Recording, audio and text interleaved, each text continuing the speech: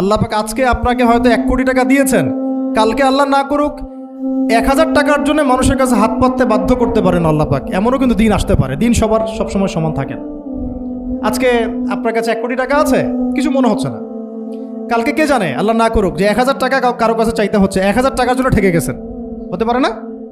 তো রিজিককে মানুষ তাজিম না করলে রিজিক দূরে চলে যায়। দুটো বিষয় খেয়াল রাখবেন, দুটো বিষয়। এক হচ্ছে মাঝে মাঝে মনের মধ্যে কিছু আমল করার ইচ্ছা আসে না? মনে হলো যে আচ্ছা একটু 10টা আয়াত পড়ি, মনে আসে না? মাঝে মাঝে এমন মনে হয় না?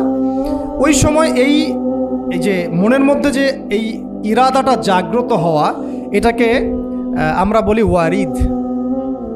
অন্য ভাষায় আপনি বলতে পারেন মেহমান। কি বলতে পারেন? এটা আল্লাহর পক্ষ থেকে আপনার কলবের মধ্যে মেহমান হিসেবে এসেছে। এখন আপনি যদি আমলটা করেন, সেই মেহমান বারবার আপনার কলবে আসবে।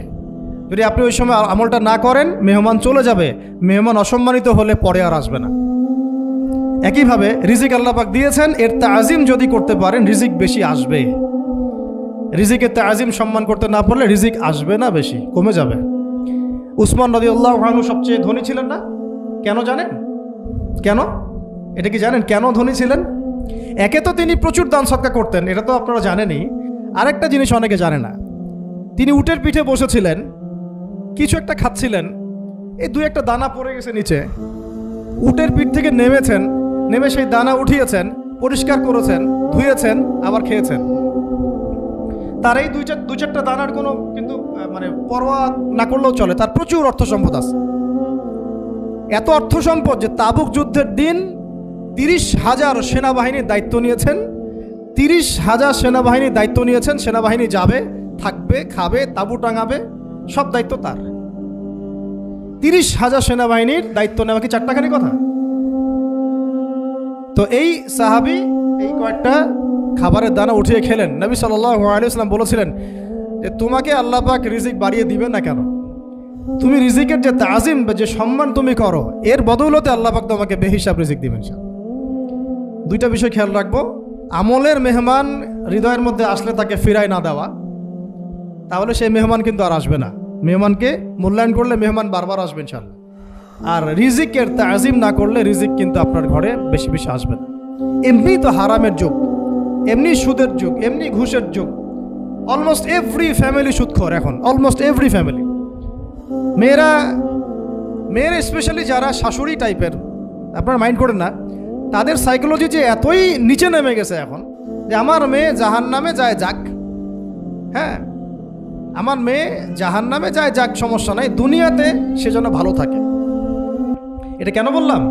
একটা সুদখোরের ঘরে তুলে দিতে সে দ্বিধাবোধ করতেছে না, একটা দুর্নীতিবাজের ঘরে তুলে দিতে দ্বিধাবোধ করতেছে না, একটা ঘুষখোরের ঘরে তুলতে দ্বিধাবোধ করতেছে না, একটা মানে কি বলবো মাদকসেবী, ড্রাগ অ্যাডিক্টেড বা এই যে আর কি বলবো ফাসেক, জালেম, এই ধরনের ঘরে উঠাই দিতেও সে দ্বিধাবোধ করছে না। 5তলা বাড়ি চাই আমার মেয়ে 5তলা বাড়ি থেকে সুখে থাকবে। এই যে সুখের ডেফিনেশন এখানে দিয়েছেন আপনারা।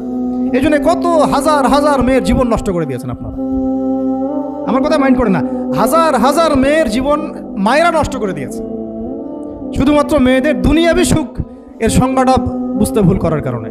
এর নাম যদি সুখী হইতো, তাহলে অমুসলিমরা সুখী না কেন? পশ্চিমারা সুখী না কেন? ওরা আত্মহত্যা করে কেন? এভাবে মেয়েদের জীবন নষ্ট করেছেন। অথচ অল্প যদি হালাল রিজিকও হতো, আল্লাহ পাক তাকে বরকত দিতেন, সুখে থাকতো। তো আল্লাহ পাক আপনাদেরকে রিজিকের মূল্য বোঝার, তাজিম করার তৌফিক দান করেন, আমিন। অনেক ভিতরে চলে যাচ্ছে আমি, সময় আমাদের হাতে আরও শর্ট হয়ে আসতেছে। তো এখানে একটা কথা বলে দিব যে রিজিকের প্রসঙ্গ যেহেতু আসছে, যে হালাল খেতে হবে আমাদেরকে, হারামের দ্বারস্থ হওয়া যাবে না। আপনার স্বামী যদি হারাম খায়, আপনি স্বামীকে বুঝান, তাকে ওই চাকরি ছেড়ে দিতে আপনি উৎসাহিত করেন। আমি আপনাদেরকে একটা অনেস্টির সাথে একটা কথা বলি, যত এই যে প্রশাসনে যত ঘুষখোর আছে, ঠিক আছে, যত দুর্নীতিবাজ আছে, যত মাদকসেবী আছে, মাদকের ব্যবসায়ী আছে, যত সুদখোর আছে, এরা সবাই কেন এই খারাপ কাজগুলো করে জানেন? তার স্ত্রীকে ভালো রাখার জন্যে, তার মাকে ভালো রাখার জন্যে, তার সন্তানদেরকে ভালো রাখার জন্য। তাহলে স্ত্রী হিসেবে, সন্তান হিসেবে, মেয়ে হিসেবে আপনি বলবেন যে আমাদের এইসব ভালোর দরকার নাই আব্বু, হে আমার প্রিয় স্বামী, আমার এসব ভালোর দরকার নাই। হে আমার ছেলে, আমার এসব ভালোর দরকার নাই, তুই হালাল পথে থাক, ওইখানে তুই আমাকে ডাল ভাত খাওয়া, আমি খুশি আছি। এইভাবে আপনারা তাদেরকে মোটিভেট করেন, দেখবেন সমাজে হারাম কমে গেছে ইনশাআল্লাহ। আর হারাম খাওয়া এই ছেলে মেয়েগুলোও কিন্তু মানুষ হবে না। হারাম খাওয়া যে ছেলে মেয়েগুলো রক্ত মাংস করে উঠছে, এরাও কিন্তু মানুষ হবে না। আল্লাহ পাক আমাদেরকে হালাল খাওয়ার তৌফিক দান করেন, এবং হালালের জন্য আপনাদের ভূমিকা অনেক বেশি। আমরা উত্তরবঙ্গ সহ দেশের বিভিন্ন জায়গায় সফর করে যেটা দেখেছি, যত সুদী এনজিও আছে না, এনজিওগুলোর মধ্যে মহিলাদের নামই বেশি, জানেন? মহিলাদের নাম বেশি সুদী এনজিওতে। তো এই দাওয়াতগুলো আমরা মা বোনদেরকে দিতে চাই যে কোন অবস্থাতে যেন হারাম রিজিকের দিকে আপনারা না ধাবিত হন, এবং রিজিকে তাজিম করেন, পরিবারের মধ্যে হৃদ্যতা ভালোবাসা বজায় রাখেন, একে অপরকে বিশ্বাস, সম্মান এবং শ্রদ্ধা করেন। ইনশাআল্লাহ তাআলা আপনাদের পরিবারও সুখী হবে, রিজিকও সুন্দর হবে, এবং রিজিকে বরকত হবে ইনশাআল্লাহ। এরপরে আমি আর দু একটা পয়েন্ট নোট করেছি, বলে শেষ করে দিচ্ছি যে এটা স্পেশালি আমি আমাদের ওইসব দিনই বোনদেরকে বলতে চাচ্ছি যে বোনেরা এখনও বিয়ে শাদী করেন নাই। সেটা হচ্ছে যে বিয়ে করার আগেই দিনের বেসিক লেখাপড়া শেষ করেন। এত পাগল হওয়ার দরকার নেই।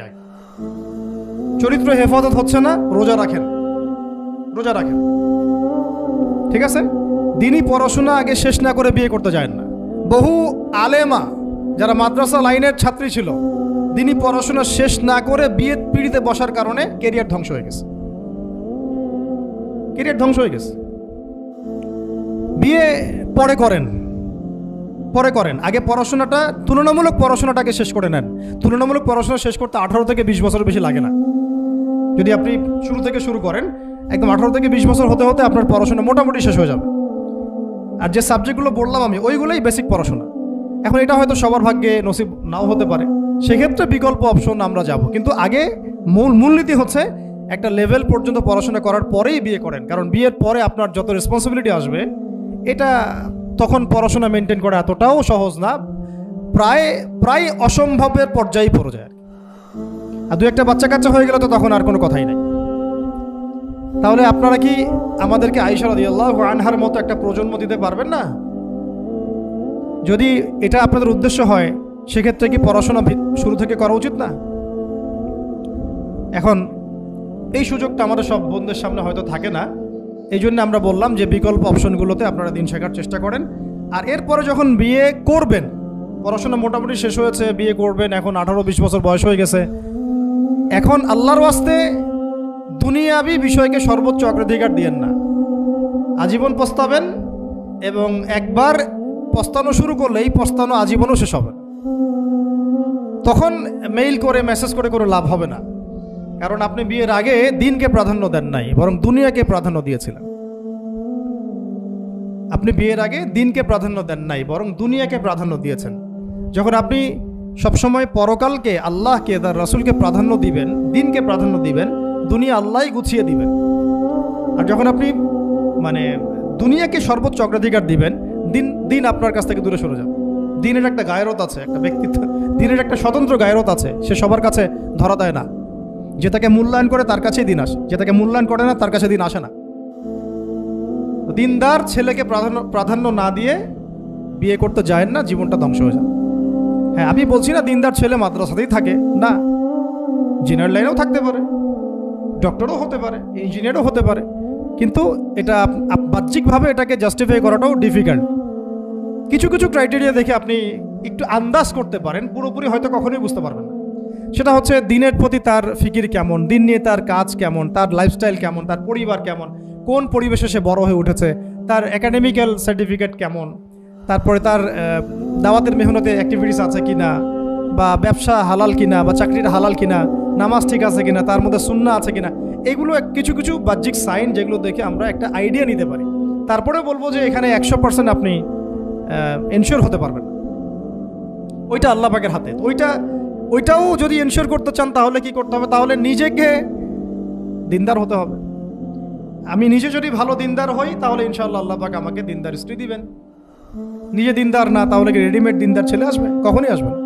দোয়া করতে হবে, রব্বানা হাব লানা মিন আজওয়াজিনা ওয়া যুররিয়াতিনা কুররাতা আ'য়ুন ওয়াজআলনা লিল মুত্তাকিনা ইমামা। দোয়া করতে হবে যে রব্বি হাবলি মিনাস সালিহিন, রব্বি হাবলি মিন লাদুনকা যুররিয়াতান তাইয়্যিবা ইন্নাকা সামিউদ দুআ। এই বিষয়গুলো দিকে খেয়াল রাখবেন। আর শরীয়তের মেজাজ মাথায় রাখা। শরীয়তের মেজাজের কথাটা আজকে এই জন্য বলছি যে আমরা আমাদের দেশে যে প্রবলেমটা দেখি, ইসলামের পূর্ণাঙ্গ বিষয়গুলো মানুষ মাথায় রাখতে চায় না। ইসলামে যেমন নামাজ, রোজা, হজ, যাকাত আছে, ইসলামে কিন্তু দাওয়াত, তাবলিগ, জিহাদও আছে, তাই না? ইসলামে কিন্তু শরিয়া আইনও আছে, হুদুদ, কিসাস আছে, ইত্যাদি আছে। আমাদের সমাজে দেখেন নামাজ শব্দ পরিচিত কিন্তু কিসাস শব্দ পরিচিত না। কিসাস মানে কয়জন জানেন যে কিসাস শব্দ অর্থ কি? অনেকেই জানে না। কিন্তু কিসাস একটা কোরআনের একটা ফান্ডামেন্টাল বিধান যে কেউ যদি আপনার চুরি করে হাত কেটে ফেলতে হয়, কেউ যদি ব্যভিচার করে বেত্রাঘাত করতে হয়, বিবাহিত হলে রজম করতে হয়, কেউ যদি মোরতাদ হয় তারও মৃত্যুদণ্ড শাস্তি আছে, কেউ সাতেমে রাসূলকে গালি দিয়েছে তারও মৃত্যুদণ্ড আছে। এরকম অনেক বিধান আছে, হুদুদ এবং কিসাস আছে। হত্যার বদলে হত্যা, চোখের বদলে চোখ, জানের বদলে জান। আমাদের সমাজে এগুলো পরিচিত না। নামাজ পরিচিত কিন্তু, তাসবিহ তাহলিল পরিচিত, ঠিক আছে? এরকমই সমাজেও বহু বিবাহ এটা অপরিচিত। হ্যাঁ, আপনি একটা বিয়ে করে বাইরে 4টা 5টা 6টা মেয়ের সাথে খারাপ সম্পর্ক করলে সমাজ এটাকে প্রমোট করে, এটাকে কাছে আসার গল্প নাম দেয় আর কি। কিন্তু একটা মেয়ের পুরো জীবনের রেসপন্সিবিলিটি আপনি নেবেন হালালভাবে, তখন সমাজ আপনাকে বাঁকা চোখে দেখবে এবং বিতর্কিত করবে। তো আমরা এখনও ওই ইসলামের ওই মেজাজে যাইতে পারি নাই। আমার মেয়েকে বড় করার সময় এটা তার মাথায় ছোট থেকে দেওয়া উচিত যে হ্যাঁ, ইসলামে কিন্তু বহু বিবাহের ব্যাপারও আছে, ওকে ওইভাবেই ওই মেজাজেই বড় করা উচিত। এখানে আরেকটা প্রশ্ন আসতে পারে যে এটা তো ঐচ্ছিক। অবশ্যই ঐচ্ছিক, কেউ চাইলে করতে পারে, কেউ চাইলে নাও করতে পারে, সবার উপর এটা ফরজ না, কখনোই না। এবং এটাকে আমরা বড় স্কেলে এটাই সুন্নত এটাও বলতে পারবো না। ওইটা একটা নির্দিষ্ট প্রেক্ষাপটে অ্যাপ্লাই করার বিষয় ছিল। যেমন উহুদের যুদ্ধ হয়ে গেছে, অনেক মেয়ে এতিম হয়ে গেছে, এখন এই মেয়েগুলোর দায়িত্ব কে নিবে? বহু বিবাহের ব্যাপারটাতে আসলো তখন সূরা নিসার আয়াত যে তোমরা এখন পছন্দ হলে মাসনা সুলাসা রুবা করতে পারো। এটা কাউকে ফরজ করা হয় নাই, কারো উপরে ফরজ করা হয় নাই। যার সামর্থ্য আছে তোমরা করতে পারো, খালাস। ওই মেয়েগুলোর দায়িত্ব নিয়ে নেওয়া হলো রাষ্ট্রীয়ভাবে, এবং তারা সম্ভ্রম পেল, সম্মান পেল, গার্ডিয়ানশিপ পেল, তাদের সমস্ত অধিকার ফিরে পেল। এটা ইসলামের একটা বিধান আছে। একেবারে এটাকে বাদ দিয়ে এটাকে অস্বীকার করা, কুফরি করলে কিন্তু কোরআনের সাথে আপনার কুফরি হয়ে যাবে। আপনার নিজস্ব রুচিবোধ থাকতে পারে যে আমি এটাকে পছন্দ করি না, সেটা আপনার ডিসিশন, এটা কোনো সমস্যার কিছু নেই। এমনকি ইসলাম আপনাদেরকে বলেছে যে মেয়ের অনুমতি ছাড়া তাকে বিয়েও দেওয়া যাবে না। সবার নিজস্ব জায়গা থাকতে পারে, কিন্তু ইসলামের প্রত্যেকটা বিধানকে মাথায় রাখা যে এটা ইসলামের একটা অংশ। না হলে আমরা অনেক সামাজিক সমস্যার সমাধান দিতে পারবো না। বাংলাদেশে এখন 6 লক্ষ মেয়ে আছে যারা এতিম, অবিবাহিতা, বিধবা, আরও বেশি। আমরা রাষ্ট্রীয়ভাবে তাদের কোনো ব্যবস্থা করতে পারবো না, সম্ভব না। তো এইখানে মেয়েদেরকে, যেহেতু মেয়েদের মধ্যে আমি কথাগুলো বলছি, এই জন্য আমি এই কথাটা টাচ করলাম যে ইসলামের পূর্ণাঙ্গ বিষয়গুলো আমাদের মাথার মধ্যে রাখা, যে আমাদের যেন এমন কোনো বিষয়কে অস্বীকার করে না বসি যেটা আবার আমাকে ইমান থেকে বের করে দিবে। আমার নিজের আমল না হতে পারে, আমি নিজে সেটা পছন্দ না করতে পারি, বা আমার মতামত থাকতে পারে, সেটা আলাদা ইস্যুস। কিন্তু ইসলামের বিধানগুলোকে আমরা কোনোভাবে যেন ডিনাই করতে না যাই, এটা আমাদের মাথায় রাখতে হবে। আর এটা সমাজের কল্যাণের জন্যই আল্লাহ রাব্বুল আলামিনের পক্ষ থেকে একটা এখতিয়ার দেওয়া হয়েছে। আর 2টা বিষয় বলে শেষ করে দিচ্ছি, সেটা হচ্ছে ওই যে ইলমের কথা বলেছিলাম শুরুতে, এর সাথে আমি আমার ব্যক্তিগত জীবন থেকে বলছি আর 3টা জিনিস ইলমের সাথে খুব বেশি কানেক্টেড, এটা মাথায় রাখবেন। একটা হচ্ছে আদব। একটা কি? আদব। আদব রক্ষা করতে না পারলে ইলম অর্জন করতে পারবেন না। তাই আদব রক্ষা করার জন্য আমাদেরকে ওই জেনারেল লাইনে পড়াশোনার মেজাজটা ত্যাগ করে আসতে হবে। আমরা ওইখানে যে মেজাজে পড়াশোনা করি, ওই মেজাজটা আমাদেরকে একটু কর্পোরেট হতে শেখায়। মানে আমি বেতন দিয়েছি 500 টাকা, আমি 500 টাকার ক্লাস পাইলাম না কেন, তাই না? মেজাজটা এরকম আর কি। অথচ এখানে ওস্তাদের দোয়া নেওয়ার জন্য আমাদেরকে সিরিয়ালে দাঁড়িয়ে থাকতে হবে। এটা হচ্ছে এই প্ল্যাটফর্ম, এটা হচ্ছে ওই অন্য জায়গা। এখানে একজন নবী হয়েও মুসা আলাইহিস সালাম যুগের পর যুগ হাঁটছেন এমন একজন ব্যক্তির সাক্ষাতের জন্য যিনি তার চেয়ে বেশি জ্ঞানী। তার নাম খিদর আলাইহিস সালাম, যিনি তাকে সাথে নিতে চাচ্ছেন না। তিনি বলছেন যে ইন্নাকা লান তাসতাতিআ মাইয়া সাবরা, তুমি তো আমার সাথে ধৈর্য ধরতে পারবে না। কিন্তু মুসা আলাইহিস সালাম তারপরও চললেন, বারবার প্রশ্ন করলেন, কিন্তু শেষ পর্যন্ত সম্পর্ক কিন্তু নচ্ছেদ হয়ে গেল। মনে আছে কি? হাদিস সূরা কাহফের কথা বলছি। তো এটা হচ্ছে এই ইলমের জায়গাটা এমন একটা ইলমের জায়গা যেখানে আদব রক্ষা না করলে ইলম পাওয়া যাবে না। আরেকটা বিষয় হচ্ছে তাসকিয়া, ইলম অর্জন করে ওস্তাদের কাছ থেকে দোয়া নেওয়া এবং আত্মশুদ্ধি অর্জন করা। মনের মধ্যে কোনো হিংসা না রাখা।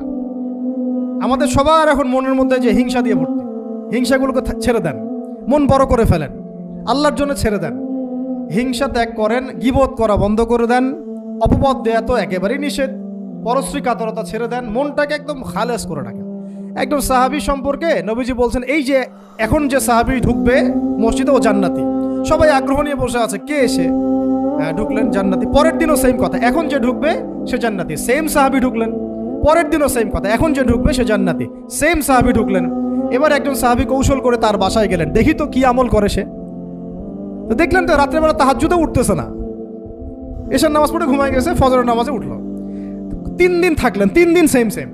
তখন তিনি বললেন, আচ্ছা ভাই, তোমার ব্যাপারে নবীজি এরকম মন্তব্য করেছেন, তোমাকে তো এমন কোনো খাস আমল করতে দেখলাম না। তো তিনি বলছেন, আচ্ছা একটা বিষয় হতে পারে, আমি অত বেশি আমল হয়তো করি না, কিন্তু আমি যখন ঘুমাতে যাই আমি সবাইকে মাফ করে দিয়ে ঘুমাই। মন ফ্রেশ, মনটা থেকে সব বের করে দেওয়া, এটা তাসকিয়া, এটা ইলমের সাথে সম্পৃক্ত। আল্লাহ পাক আমাদের সবাইকে এই বিষয়গুলো বোঝার তৌফিক দান করেন। আমি আর এরপর আমি বলবো যে সন্তান প্রতিপালনে যত্নশীল হন, কারণ এরপরে তো আমাদের অ্যাসেট তারাই। এবং মেয়েদেরকে আমি বলবো যে আপনারা বেশি বেশি সন্তান নেবেন। কে শিখাইছে একটা বাচ্চা নিতে হবে, 2টা বাচ্চা নিতে হবে? এগুলো বোগাস কথাবার্তা পশ্চিমারা শিখাইছে। আর নবী সাল্লাল্লাহু আলাইহি ওয়াসাল্লাম কি বলেছেন? আমি সেই নারীদেরকে নিয়ে গর্ব করব যেই নারীরা বেশি বেশি সন্তান জন্ম দিতে পারে।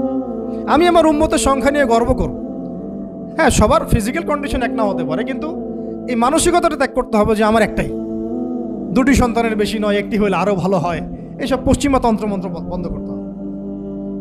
ঠিক আছে, এরপরে বলবো যে মিডিয়া দিয়ে, আচ্ছা, এই সন্তান প্রতিপালনের ক্ষেত্রে একটা কথা বলে দেই যে প্যারেন্টিংয়ের অনেক বই বাজারে বের হয়েছে, প্যারেন্টিং টিপস আছে। এই প্যারেন্টিংটা নিয়ে আলাদা ইনশাল্লাহ একদিন সেশন করবো, এখানে অনেক কথা বলার আছে। সন্তান প্রতিপালন একটা শিল্প, সন্তান প্রতিপালনটা একটা শিল্প, খুব ধৈর্যের কাজ, সবরের কাজ, লেগে থাকার কাজ। সন্তানকে সময় দেওয়া, ওর খাবারের দিকে খেয়াল রাখা, ওর মানসিকতার দিকে খেয়াল রাখা, ওর ফিজিক্যাল অ্যাক্টিভিটিস দিকে খেয়াল রাখা, ওর মানে আত্মা দূষিত হয়ে যাচ্ছে কিনা এটা খেয়াল রাখা, ওর ভালো একাডেমিক পরিবেশ নিশ্চিত করা, ভালো ওস্তাদ দেওয়া, ওর সাথে মেশা, ওকে আদর করা, অনেক কিছু আছে। এটা নিয়ে ইনশাল্লাহ আমরা একদিন আরেকটা সেশন করবো ইনশাল্লাহ। সন্তান প্রতিপালনের সাথে আমি বলবো যে প্রচলিত যে মিডিয়াগুলো, এই জি বাংলা, স্টার জলসা, এই যে পিছনে লেখা আছে যে অপসংস্কৃতি, এক কথায় বিজাতীয় অপসংস্কৃতি, এই মিডিয়াগুলো বাসা থেকে বন্ধ করে দেন। একেবারে টেলিভিশনের দরকার নেই বাসা। অনলাইনে আমরাও কিছু কিছু ক্ষেত্রে আসলে আমরাও অনলাইনের মধ্যে ডুবে গেছি। আমি নিজেও ফিকির করছি, চেষ্টা করছি এখান থেকে বের হওয়ার জন্য। আপনারাও বের হন, মানে প্র্যাকটিক্যাল জীবনে আসেন। এটা একটা ভার্চুয়াল জগৎ, এখান থেকে আমরা যা দেখি এটা আমাদের মাথার মধ্যে প্রভাব বিস্তার করে। বহু সামাজিক ঘটনা এবং পারিবারিক অঘটন এই ফেসবুক, ইউটিউব থেকে হচ্ছে। এই কন্টেন্টগুলো দেখা আমাদেরকে বন্ধ করতে, বাস্তবতার সাথে এগুলো কোনো সম্পর্ক নেই। আমাদের কিতাব পড়ার অভ্যাস বেশি করে বাড়াতে হবে, ওস্তাদদের সহবতে যাওয়া, আমল করা, কান্নাকাটি করা, দোয়া করা, ইস্তেগফার করা, আল্লাহর সাথে কানেকশন। আল্লাহ পাক আমাদেরকে মিডিয়ার এই রং ঢং, বলি আমি, মিডিয়ার এই রং ঢংগুলো ত্যাগ করতে হবে। মিডিয়া একটা কিছু দেখলে আমাকে কেন কিনতে হবে? কেন আমি একটা মিডিয়াতে দেখলাম যে এরকম একটা নতুন, কেন কিনতে হবে? কেন আমাকে, কেন আমি ওইটার জন্য আবার বাসায় চাপ দিব? কেন ওইটা আমি আমার পরিবারে ফাসাদ সৃষ্টি করার কারণ হবে? প্রয়োজন নাই। আর আমাদের মানে মাদ্রাসার মেয়েদেরকেও এসব থেকে দূরে রাখতে হবে, মিডিয়া থেকে দূরে রাখতে হবে। মানে সব মিডিয়া উপকারী না, বরং মিডিয়ার মধ্যে 99%ই ইসলামিক মিডিয়া না। যদি এটা হতো যে সব এর মধ্যে অ্যাটলিস্ট 10% ইসলামিক মিডিয়া, তাহলে বলতাম ওগুলো অ্যাটলিস্ট দেখেন। এখানে কিন্তু সেই সুযোগটাও পাচ্ছেন না। খুব কম মিডিয়া আমাদেরকে প্রকৃত বিষয়টা শেখায় এবং সত্যের কাছাকাছি নিয়ে আসে। বেশিরভাগ মিডিয়াই প্রতারণাপূর্ণ এবং কর্পোরেট সেকশন, এগুলো থেকে আল্লাহ পাক আমাদেরকে দূরে থাকার তৌফিক দান করেন। এবং এই কালচারগুলো ছেড়ে দেন। হিন্দুদের কালচারের সাথে আমাদের কি সম্পর্ক? আমরা মুসলিম, আমরা মুহাম্মদ সাল্লাল্লাহু আলাইহি ওয়াসাল্লামের উম্মত। আমাদের সাথে মুশরিকদের কি সম্পর্ক? আমাদের সাথে ইহুদিদের কি সম্পর্ক? আমাদের সাথে খ্রিস্টানদের কি সম্পর্ক থাকবে? আমরা কেন ওদের সংস্কৃতি গ্রহণ করব? কিসের জন্মদিন, কিসের মৃত্যু দিবস, হ্যাঁ, কিসের এসব গায়ে হলুদ, কিসের এসব বৌভাত, এগুলো কি? এগুলোর সাথে আমাদের কি সম্পর্ক? আমাদের সাথে সম্পর্ক হচ্ছে হিজাবের, সালাতের, তাসবির, সিজদার, জায়নামাজের, আতরের, খুশবুর, মিসওয়াকের। আমাদের সাথে এগুলো সম্পর্ক। আমাদের সাথে সম্পর্ক হিজাবের, আমাদের সাথে সম্পর্ক ইসলামিক ক্যালিগ্রাফির, ইসলামিক, আমাদের সাথে সম্পর্ক কোরআনের, হাদিসের, সিরাতের, লেখাপড়ার, ইলমি পরিবেশের, তাসাউফের। এগুলো আমাদের কালচার।